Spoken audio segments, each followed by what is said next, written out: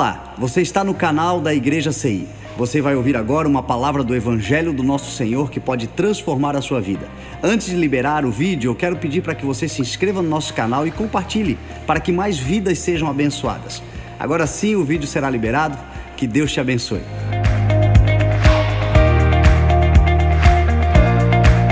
Evangelho escrito por Lucas, capítulo 7.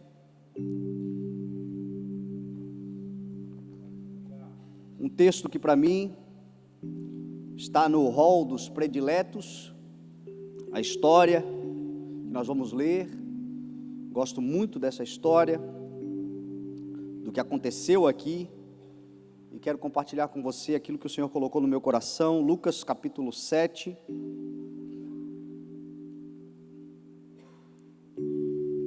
A partir do verso 1 diz assim a palavra do Senhor: Tendo terminado de dizer tudo isto ao povo, Jesus entrou em Cafarnaum. Ali estava o servo de um centurião doente e quase à morte, a quem seu senhor estimava muito. Ele ouviu falar de Jesus e enviou-lhe alguns líderes religiosos dos judeus, pedindo-lhe que fosse curar o seu servo. Chegando-se a Jesus, suplicaram-lhe com insistência: Este homem merece que lhes faça isto, porque ele ama a nossa nação e construiu a nossa sinagoga. Jesus foi com eles. Já estava perto da casa quando o centurião mandou amigos dizerem a Jesus: Senhor, não te incomodes, pois não mereço receber-te debaixo do meu teto. Por isso nem me considerei digno de ir ao teu encontro, mas dize uma palavra e o meu servo será curado. Pois eu também sou homem sujeito à autoridade, com soldados sob o meu comando. Digo a um vai e ele vai, digo ao outro venha e ele vem, digo ao meu servo faça isto e ele faz. Ao ouvir isto, Jesus admirou-se dele e voltando-se para a multidão que o seguia, disse: Eu digo que nem em Israel encontrei tamanha fé. Então os homens que haviam sido enviados voltaram para casa e encontraram o servo restabelecido. Amém? Pai, nós te louvamos, Senhor, pela tua santa palavra, e entendemos que a tua palavra é comprovadamente a verdade, é genuína. Estamos diante de uma história, Senhor, que foi um fato, que aconteceu, e nós te pedimos, Senhor, que essa história hoje nos inspire, que a tua revelação, Senhor, traga para nós hoje uma contextualização, que nos traga para a nossa realidade, Senhor, e que aquilo que lemos de uma história de 2000 anos atrás possa ser aplicada de alguma forma na nossa vida, na nossa semana, no nosso cotidiano. É o que te pedimos, Senhor, em nome de Jesus. Amém. Graças a Deus. Amém. Jesus acabara de descer do monte, aonde ele se assentou olhando para as multidões. Os seus discípulos chegaram perto dele, e ele começou a ensinar os seus discípulos, naquele que é o ensino que nós chamamos de a carta magna do reino de Deus, a constituição do reino dos céus, o ensino de Jesus sobre os princípios, valores, comportamento, realidade, atividade do reino de Deus, aquele que nós chamamos de o sermão da montanha, ou o sermão das bem-aventuranças. Cafarnaum é uma cidade que fica às margens do mar da Galileia, que é um lago, mas de tão grande é chamado de mar, e em torno do mar da Galileia são muitos montes, não muito altos, um relevo um pouco diferente do nosso aqui. São montes que vão subindo de uma forma mais suave, mais montanhas em volta de todo o mar da Galileia. E Jesus, olhando as multidões, diz o texto, porque ali naquele trajeto, exatamente na cidade de Cafarnaum, passava uma das rotas mais importantes do mundo comercial daquela época, que é a conhecida Via Maris, que vinha desde o Egito, ia subindo e passava por todo Israel, cruzando então as margens do mar Mediterrâneo, do mar da Galileia, entrava ali pelo rio Jordão. Ela era uma rota de comércio que ia levar até a Europa. Os romanos utilizavam muito esta rota, então milhares e milhares de pessoas passavam ali, todos os dias. Mercadores, comerciantes, peregrinos, estrangeiros, pessoas que estavam de passagem, pessoas que estavam procurando fazer negócios, pessoas que estavam procurando um novo lugar para morar, multidões passavam por ali e Jesus se assentou olhando para elas, porque Jesus sempre se interessou em prestar atenção no indivíduo, prestar atenção no ser humano, prestar atenção em pessoas que talvez pensam que estão sozinhas ou não estão sendo observadas. E a nossa vida é assim hoje também. Muitos de nós estamos na correria da vida, estamos no dia a dia fazendo os nossos negócios, os nossos afazeres, os nossos planejamentos, os nossos planos, a nossa vontade, estamos ali na corrida. Muitas vezes achamos que estamos até mesmo sozinhos no meio de uma multidão, ninguém nos percebe, mas existe um Deus que lá do alto tudo vê, que lá do alto olha por nós, que lá do alto nós podemos ter a convicção de que Ele se preocupa conosco, e é por isto que o salmista disse: eu ergo os meus olhos para o monte, e me pergunto de onde me virá o socorro. O meu socorro vem do Senhor, que fez os céus e a terra.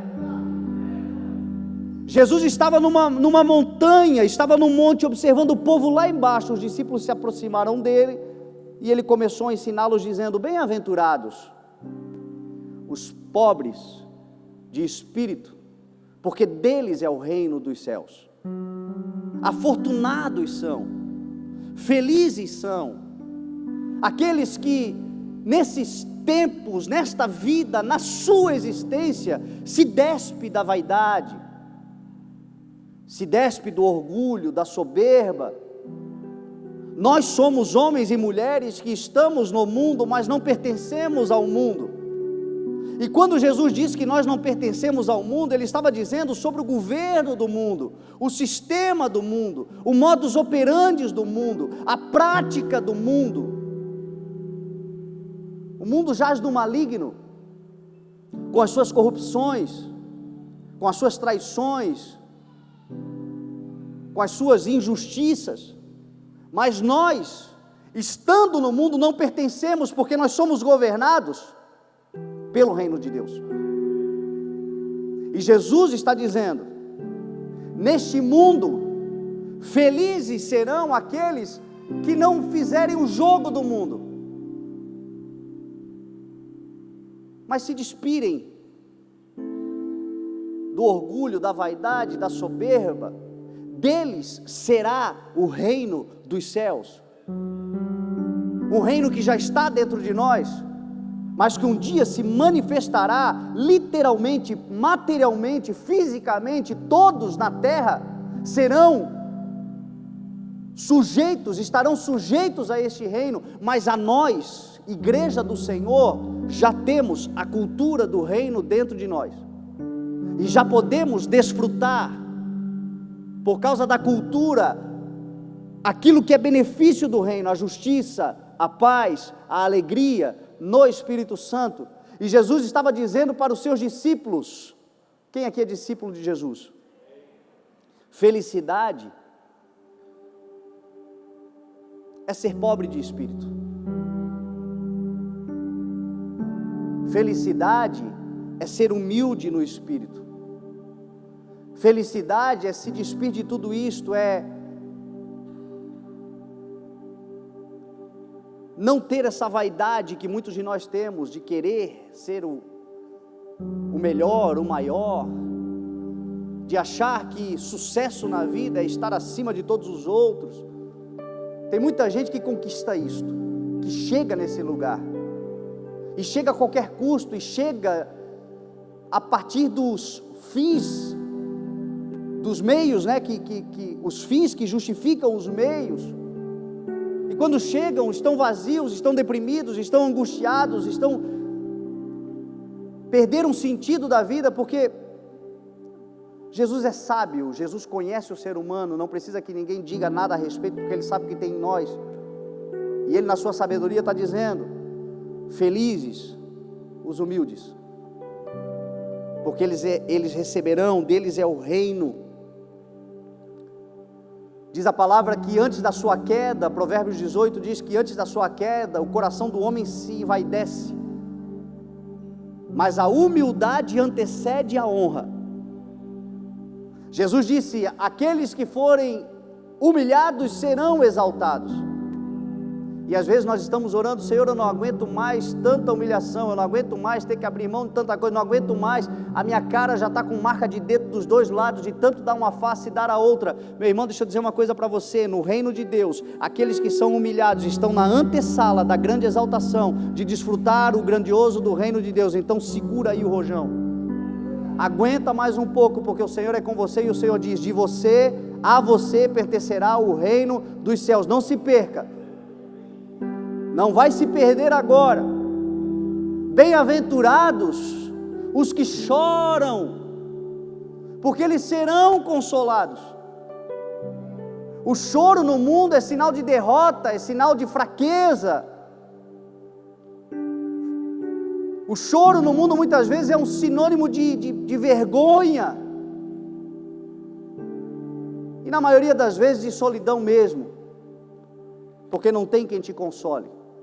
Mas Jesus está dizendo: no reino de Deus, bem-aventurados, porque o choro está regando a semente que você plantou, e aquele que semeia com choro colherá com grande alegria.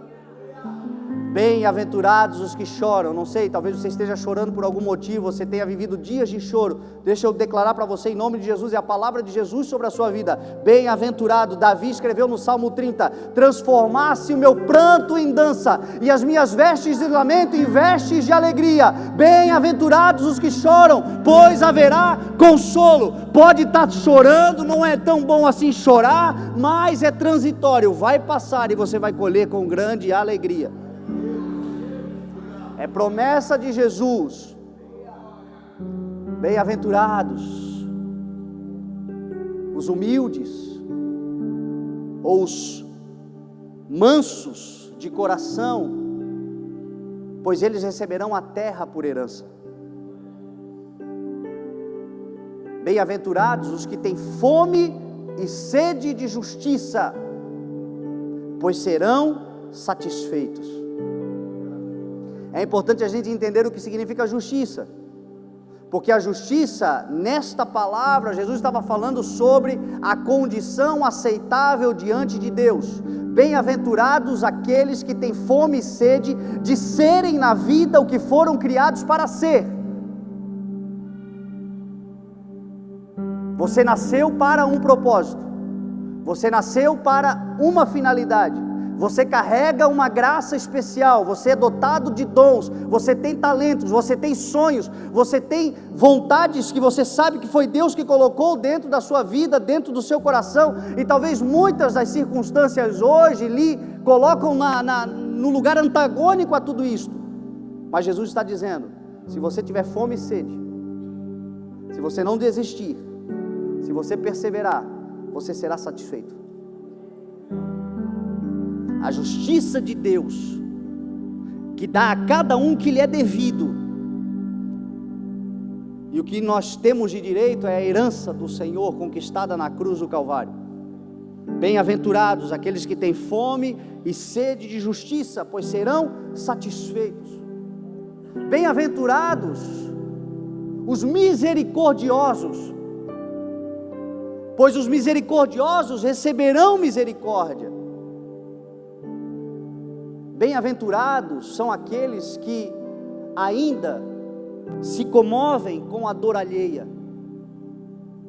Bem-aventurados aqueles que o seu coração ainda não se petrificou e não vai em nome de Jesus. Bem-aventurados aqueles que nos últimos dias não sofrerão o mal da apostasia, que é o divórcio de Deus, o mal da apostasia que acontecerá em parte da igreja, o mal da apostasia que não é o mundo sendo mais mundo, mas a igreja deixando de ser igreja. Bem-aventurados os misericordiosos, bem-aventurados aqueles que diante da aflição de alguém, a aflição alheia, não procura justificativa, mas procura solução.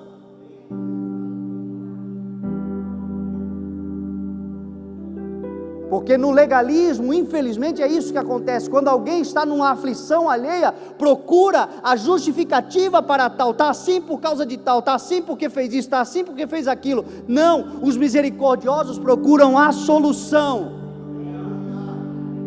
E se um dia tropeçarem, uma mão se estenderá.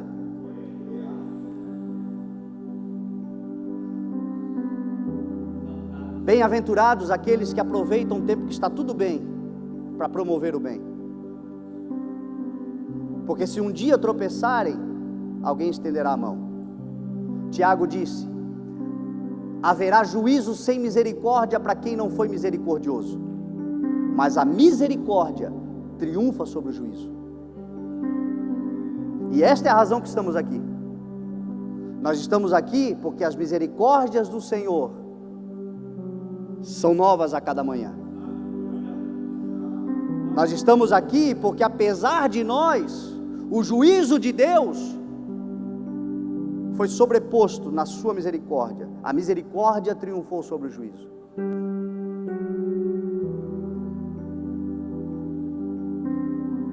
Bem-aventurados os pacificadores, porque eles serão chamados de filhos de Deus. Esse ano é um ano para exercitar o espírito pacificado. Um ano para aplicar o grande ministério que nós temos, o ministério da reconciliação. Um ano para proclamar a justiça, o amor, o governo. É um ano de eleição, é o ano que, se nós bobearmos, vamos sair dos grupos da família todos, dos amigos, porque nós vamos brigar, nós vamos arrumar confusão. Porque temos as nossas ideologias políticas, partidárias, a nossa visão. Mas a palavra nos chama a pacificação. E Jesus está dizendo: bem-aventurados os pacificadores, porque eles serão chamados de filhos de Deus. Coisa boa é ter alguém que a gente sabe que é da paz, que é do deixa disso, que é da pacificação. Jesus está dizendo: afortunados são estes. E aí Jesus prega esse sermão maravilhoso, que eu creio que deveria estar no coração de todos nós, porque é a carta magna.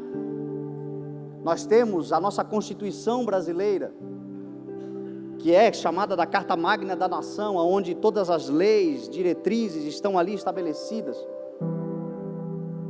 E quando essa Constituição ela é defraudada, nós começamos a ter problemas, e nós estamos vendo isso acontecendo no país.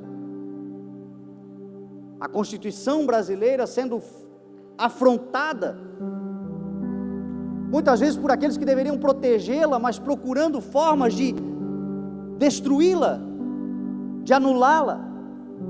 Só que isso já é um efeito da primeira coisa que foi feito. Antes de começarem a mexer naquilo que é uma Constituição brasileira, começaram a mexer naquilo que é a Constituição celestial. Primeiro começaram a tirar Deus das escolas, Deus dos departamentos públicos, Deus das reuniões governamentais. Começaram a tirar o temor de Deus, e uma vez que se perde o temor a Deus, todo o resto vai se perdendo. Então o que a gente precisa restaurar na nossa nação é o temor a Deus, e o temor a Deus está na sabedoria de viver a sua palavra, de restaurar o seu ensino em nós. Jesus então pregou ali em Mateus 5, 6, 7, Lucas 7 aqui para trás também, Lucas 6, Lucas 5, este sermão maravilhoso. E diz a palavra então que ele sai agora e ele desce o monte e ele entra em Cafarnaum. Cafarnaum, nós vamos a Israel com a graça do Senhor no mês de abril de 2023, as inscrições já estão abertas para a nossa viagem, e nós vamos em Cafarnaum. Cafarnaum é uma cidade que as suas ruínas estão preservadas, a cidade está preservada, a sinagoga onde Jesus pregava está preservada. Quando você entra em Cafarnaum, tem a sinagoga muito bela até hoje, toda de mármore, muito linda. Um pouco mais à frente, em torno de 50, 100 metros à frente, está a casa de Pedro, e logo já à frente o mar. Uma cidade que é muito bonita até hoje, uma cidade cujo seu significado, o significado do seu nome é Vila de Conforto.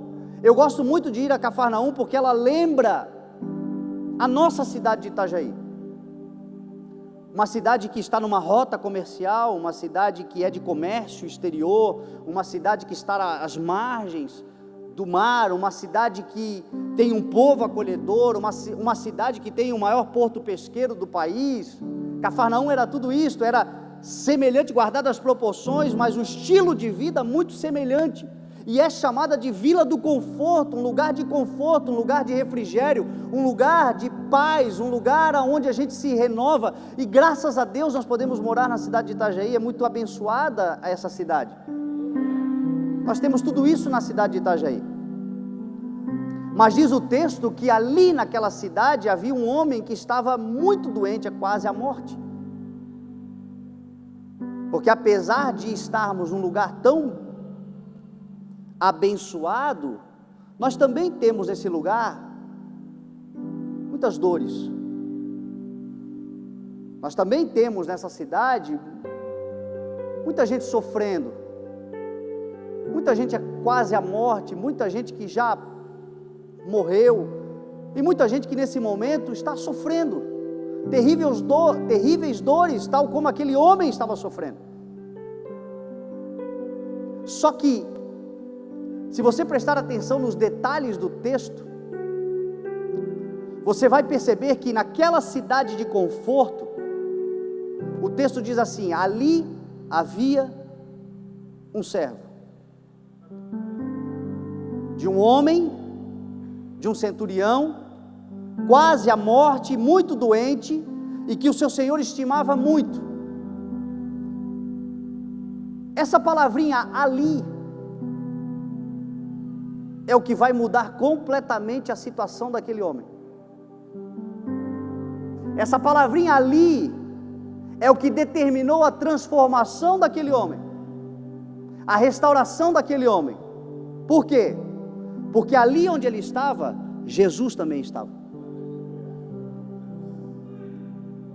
E se nós estivermos com dores, com sofrimentos, com doenças, com enfermidades, com angústias, com muitos problemas, mas estivermos ali, aonde o Senhor está, ali a nossa vida pode ser transformada.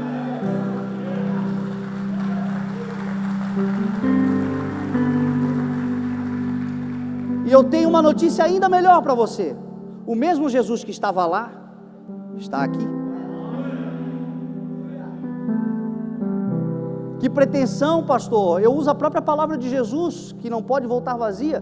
Pois onde se reunirem 2 ou 3 no meu nome, ali eu estarei no meio deles. A minha mão já está levantada, só mais um, se tiver só mais um já é suficiente para Jesus estar aqui. Então, se Jesus está aqui, a tua dor pode ser cessada agora, a tua angústia pode ter um fim agora, aquilo que te provoca sofrimento, e às vezes você até diz: meu Deus, eu sou um ingrato, porque eu estou num lugar de tanto conforto, mas a dor é real. Mas o que importa é que Jesus está aqui. E ali havia então um servo doente, quase à morte, quase no bico do urubu, mas Jesus estava ali. E o fim das coisas, para aqueles que estão no mesmo lugar que Jesus está, é melhor do que o seu princípio.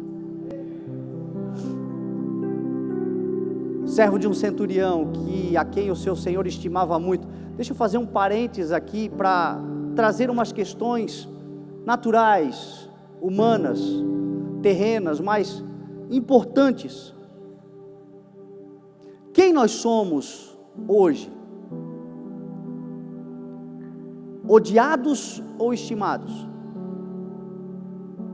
E talvez você me diga: pastor, Jesus falou que o mundo me odiaria. Tudo bem, mas o mundo vai te odiar porque você faz o bem, porque você vive a Jesus, porque você proclama o reino, e tem muita gente do mal aí. Mas eu não estou falando disso, eu estou falando de gente que pode proclamar, que pode fazer, que pode exercer, que pode ser instrumento de Deus,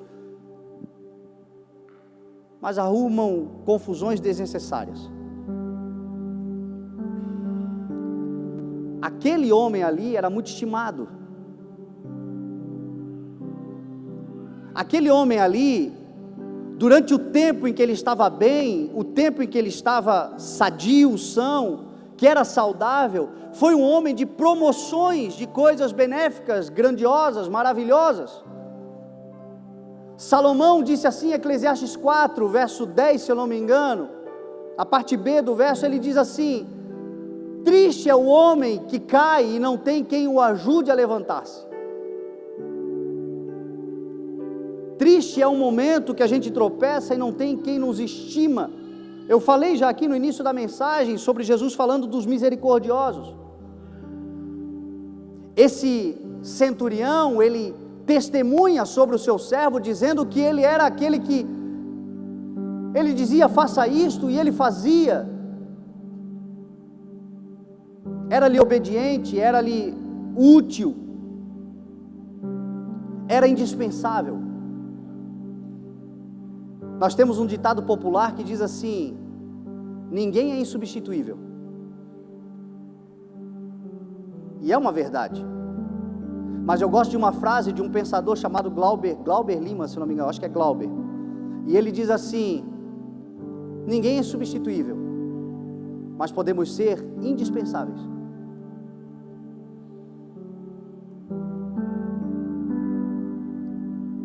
Se nós trabalharmos para sermos insubstituíveis, as pessoas até nos toleram. Mas se nós nos tornarmos indispensáveis, as pessoas nos preservarão. No ambiente de trabalho, alguém insubstituível é tolerado porque as pessoas têm interesse, ele faz uma coisa que ninguém mais faz. Até que ninguém mais faça, porque uma hora alguém melhor do que a gente aparece. Mas alguém indispensável, até quando não lhe tem função, as pessoas fazem questão de manter no corpo, manter no trabalho, manter na equipe, porque é uma pessoa que promove, é uma pessoa que faz a diferença. Um indispensável pode ser promovido. E este servo era indispensável. Não porque ele fazia o que fazia, mas porque ele era quem ele era. E isto provocou uma intercessão. Isso provocou um clamor, isso provocou uma busca daquele centurião para a salvação daquele servo. Em nome de Jesus, o Senhor levantará intercessores sobre a sua vida. O Senhor, para transformar a nossa história, nos conecta com pessoas. Existe algo do Senhor grandioso para acontecer na sua vida, e vai acontecer através de uma conexão. Gente que te estima, gente que sabe o teu valor, gente que conhece o teu coração, gente que não está preocupada, como eu falei para você, em procurar a causa do problema, mas está interessada em trazer a solução do problema.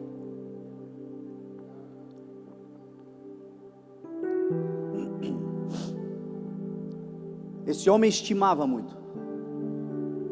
E aí diz o texto que ele ouviu falar de Jesus. E enviou então os líderes religiosos para suplicar a Jesus. Ontem, essa semana, o pessoal da mídia da igreja postou ali o vídeo do Jonathan, quando ele esteve aqui pregando na igreja. E o Jonathan, na sua mensagem, a sua mensagem tratava sobre fazer o que precisa ser feito.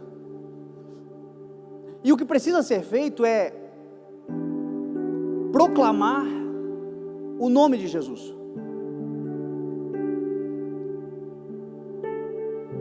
O nome de Jesus precisa ser pregado. E essa responsabilidade é de toda a igreja. Esse homem foi liberto das portas da morte. E ele só foi liberto porque alguém ouviu falar de Jesus.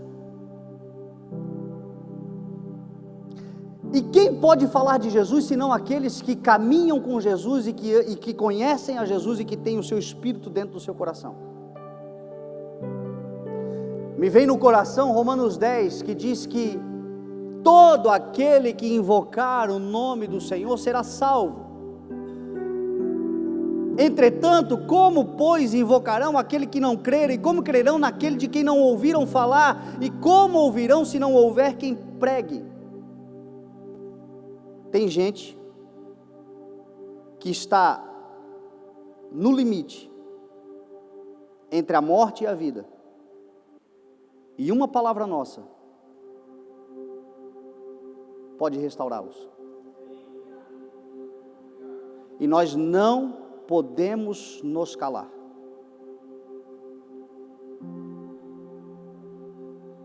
O Senhor não está chamando agentes secretos do reino. O Senhor está chamando cartas vivas, abertas, escritas, públicas, com o sangue de Jesus. Gente que prega, gente que fala, gente que proclama, haja o que houver. Gente que não tem vergonha do nome de Jesus. Gente que fala do nome de Jesus, e porque está falando, pessoas aflitas podem ser libertas. Eu estava vendo as métricas da minha rede social, e a minha rede social, 30% da minha rede social é de Itajaí. 30% só, daqueles que seguem na minha rede social são de Itajaí. Se fizer uma comparação com o número de seguidores com o número de habitantes da cidade, eu, Fernando, consigo alcançar 2% da população de Itajaí. 2%. Agora imagina nós todos juntos, proclamando o nome de Jesus. A nossa vida sendo uma vida que proclama. A morte vai começar a perder espaço. A dor vai começar a perder espaço. O sofrimento vai começar a perder espaço. Gente vai começar a ouvir falar do nome que é sobre todo nome, que pode curar, que pode libertar, que pode transformar, que pode salvar. Gente vai começar a ouvir e vai começar a suplicar. Gente vai começar a ouvir e vai começar a crer. Gente vai começar a crer e vai começar a falar. Gente vai começar a falar invocando, e diz a palavra, será salva. E ninguém vai roubar a recompensa da herança que o Senhor lá dará a todo aquele que perseverar até o fim, proclamando o reino de Deus. Você não tem a obrigação de dizer que congrega no CI. Você não tem a obrigação de falar do CI. Se você um dia falar, eu congrego lá no CI, vamos lá no CI comigo e tal, nós vamos ficar muito lisonjeados, muito agradecidos, honrados por isto. Mas não é a sua obrigação. Agora, falar de Jesus é. Falar de Jesus é. Jesus disse assim, aquele que se envergonhar de mim, eu me envergonharei dele. Falar de Jesus é nossa obrigação. Nós não temos o direito de ver alguém se perdendo, sabendo que existe um nome que pode transformar aquela história, e não falar sobre ele. Fale sobre o nome de Jesus, e o nome de Jesus vai provocar a fé, e a fé vai provocar a invocação, e a invocação a salvação em nome de Jesus. Não se cala, meu irmão. Tem muita gente estimada sofrendo. A Bíblia não diz se aquele jovem foi acometido de uma doença, ou talvez foi irresponsável, trabalhando, fazendo alguma coisa, subiu num telhado sem cinta de segurança e caiu e ficou, não sei. Mas ele ouviu falar de Jesus, e era estimado. E diz o texto então que eles foram e suplicaram a Jesus.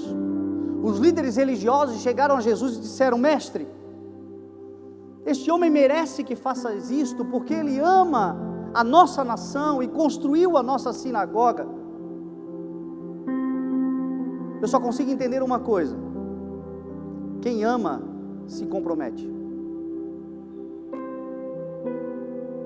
Olha, eu te amo, mas casamento não é para mim não. Eu te amo, mas compromisso não. Eu te amo, mas olha, tira o meu nome daí. Eu amo vocês, mas eu não quero me envolver. Isso não é amor, isso é manipulação. Até existem pessoas que não amam, mas de alguma forma se comprometem por interesses outros. Interesse social, status social, fama, dinheiro, poder. Se comprometem, mas logo isto é perceptível, logo isto se torna visível, não se comprometem por muito tempo, porque a aliança só é possível no amor. Agora, uma coisa é certa, até tem pessoas que se comprometem sem amar por um tempo, mas eu não conheço alguém que ama e que não se envolve. Não é possível. Quem ama a Deus se envolve com o Senhor. Quem ama a Deus se relaciona, se compromete. Quem ama a Deus faz uma aliança com Ele, porque sabe que Deus tem uma aliança consigo. Quem ama a Deus, mesmo nos seus tropeços, se levanta e diz: Senhor, restaura-me, mas eu não quero te deixar. Quem ama se compromete. Você que está nos visitando, quem já é da igreja sabe disso, já é acostumado com isso, mas uma das características do nosso ministério é a nossa oferta. Daqui a pouco nós vamos fazer a oferta, e você vai perceber que a oferta é 5 minutos, é rapidinho, é quem pode fazer faz, quem não pode, Deus abençoe, que Deus abra uma porta. E isso impressiona muita gente que vem de outros lugares, e existem muitos lugares que chega nessa hora, é uma apelação enorme, é um constrangimento, e o povo até faz, mas faz por constrangimento. Por que a gente age do jeito que age? Porque nós entendemos que quem ama se compromete, e quem ama você não precisa falar muita coisa. Nós vivemos o que vivemos na igreja e usufruímos de tudo que usufruímos por causa de gente que ama essa igreja, que ama essa obra e se compromete. E nós vamos vivendo. Ame a Deus. Se relacione com as coisas de Deus. Ame a Deus e ame quem Deus ama. Deus ama a gente. Você quer viver a grandeza de Deus e do reino de Deus na sua vida? Se envolva com quem Deus se envolve. Deus ama gente. Sirva a Deus servindo pessoas. Porque a maior forma de servir a Deus é servindo no outro, porque Deus está no outro. Deus é espírito, Deus não é visto, Deus não é mensurável, mas Deus, na sua grandeza, onde os céus não comportam a sua glória, deu um jeito de caber dentro de um ser humano, dentro de um homem, de uma mulher, dentro de um companheiro, de um irmão de caminhada. E quando nós servimos a Deus no outro, quando nós nos comprometemos, se você é pai, se você é mãe, se comprometa com a paternidade, se comprometa com a maternidade. Se você é marido, se você é esposa, se comprometa com o matrimônio. Se você é um líder religioso, se você é um líder no ministério, se comprometa com o que o Senhor te deu. Se você é um profissional maravilhoso no mercado de trabalho, você sabe que foi Deus que te colocou lá, te comprometa com a visão daquela empresa, te comprometa com a tua equipe, te comprometa, e você vai ver, meu irmão e minha irmã, que tudo vai acontecer de uma forma maravilhosa. E se não for por amor, não vale a pena. Paulo disse em 1 Coríntios 13: ainda que eu dê tudo que eu possuo aos pobres, e entregue o meu corpo para ser queimado, se eu não tiver amor, de nada me valerá. É inútil.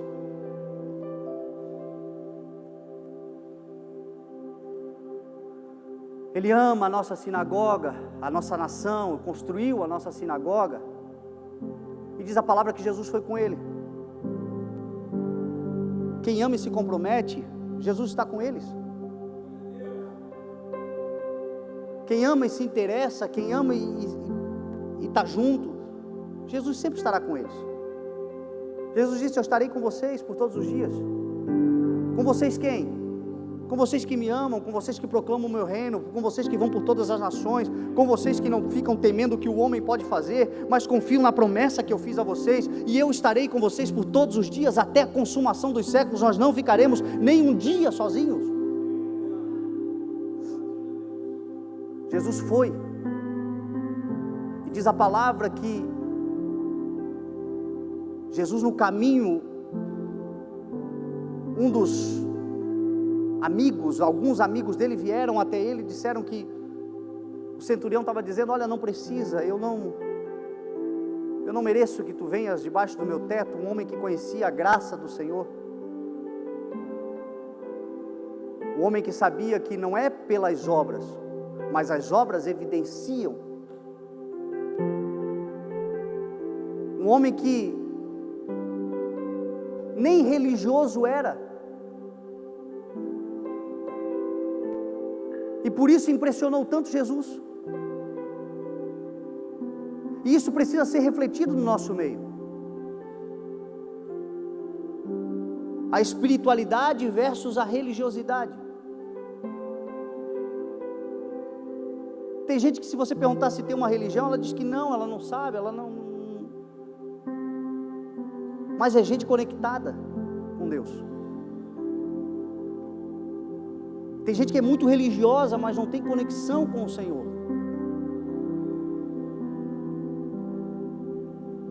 Era um cara que, apesar de ser um centurião romano, tinha uma conexão especial, que discernia as coisas de Deus, que servia ao Senhor por amor, que amava as pessoas, que servia. E meu Deus, era um centurião romano, de um império totalmente promíscuo, perverso, que tratava o povo judeu como uma escória da sociedade. Mas aquele homem era diferente. Aquele homem não era moldado segundo os padrões mundanos. Aquele homem não se deixou corromper. Aquele homem transformava a sua mente no amor a Deus. E aquilo impressionou Jesus. Aquilo provocou em Jesus uma admiração, e Jesus disse: nem em Israel eu vi tamanha fé.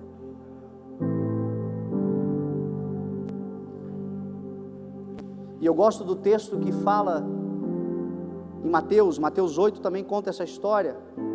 Lucas não descreve isto, mas Mateus descreve que houve um diálogo entre o centurião e Jesus Cristo. E ele disse: tenho servos, tenho pessoa ao meu comando. E Jesus então responde dizendo que ficou impressionado com isto. E o centurião disse a Jesus: basta uma palavra.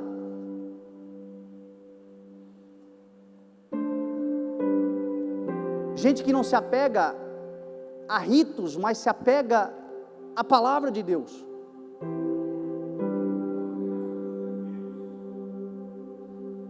Infelizmente existem pessoas que o apego deles está no ritual. E de fato, quem tem fé até tem os rituais. Entretanto, o ritual é só uma evidência da fé, mas não é o ritual que promove. O que promove qualquer coisa na nossa vida é o nome de Jesus. E Jesus é o verbo, Jesus é a palavra. E basta uma palavra e tudo pode mudar. Tem gente que acha que se o pastor não impor a mão, não haverá cura. Que se alguém não fizer, se não seguir o ritual, não acontecerá. Esse homem entendia que o nome de Jesus é sobre todo nome. Ele reconheceu, ele sabia que os homens de Deus eram importantes, enviou os homens de Deus, mas quando estava diante de Jesus disse: não é no nome deles, é no teu nome. E basta uma palavra e o meu servo será curado. E Jesus disse assim para ele: vá.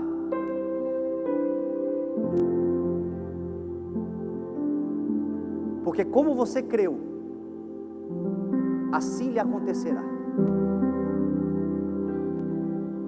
E ele foi e encontrou o servo restabelecido.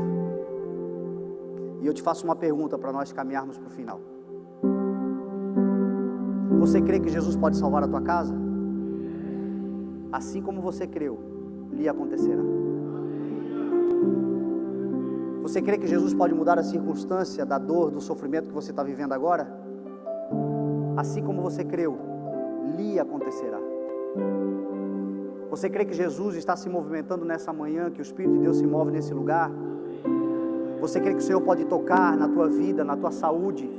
Que o Senhor pode tocar no teu intelecto? Que o Senhor pode abrir portas aonde não há portas? Que o Senhor pode transformar? Que o Senhor pode criar aonde ainda não existe nada? Você crê?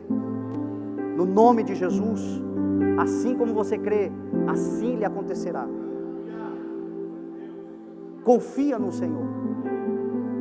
Confia na palavra do Senhor, confia que basta uma palavra, confia que hoje o que está acontecendo conosco, eu sei que a humanidade e a nossa natureza humana, ela é discutível, ela é duvidosa, mas deixa eu te dizer uma coisa, eu sou só um canal do Senhor aqui hoje. A palavra de Deus pode transformar a sua vida, e eu preguei a palavra do Senhor. Você crê nessa palavra que foi ministrada? Assim como você creu, assim lhe acontecerá em nome de Jesus. Você possa sair essa semana e desfrutar de uma grande semana. Que o teu pranto seja transformado em dança. Que a tua dor seja transformada em alívio. Que o teu lamento seja transformado em alegria. Porque assim como você crê, assim lhe será feito. E Jesus está aqui hoje, nessa manhã, o Espírito de Deus está aqui nessa manhã, para dizer isso para nós. Que como Ele foi com aquele centurião e com o servo daquele centurião, Ele é com você e com a sua casa, com a sua família, com a sua vida também. Que o mesmo Senhor que estava lá está aqui. Eu termino com uma oração. A oração de Jabes, 1 Crônicas capítulo 4. É linda, curta e poderosa. Diz a palavra que Jabes foi o homem mais importante da sua família. O homem mais famoso, mais conhecido da sua família, da sua tribo. Só que ele tinha o nome de Jabes porque a sua mãe disse a ele: com muitas dores te dei a luz. E Jabes significa aflição, dor. Aí você imagina a vida desse cara. Tem gente que está aqui sofrendo porque foi acometido de uma dor, foi vítima de uma dor. Mas tem gente que carrega o estigma de ser o causador de dores. E Jabes era este. Jabes cresceu ouvindo da mãe: eu te dei a luz com dores. Você é uma pessoa que provoca dores. Talvez na família você foi aquele que foi preterido. Você é aquele causador de males. E Jabes, certa vez, se levantou exclamando e orando ao Senhor, sua alma gritando, orou ao Deus de Israel dizendo: Senhor, abençoa-me e aumenta as minhas terras, que a tua mão esteja comigo, guardando-me de males e livrando-me de dores. E o texto termina assim: e Deus atendeu o seu pedido.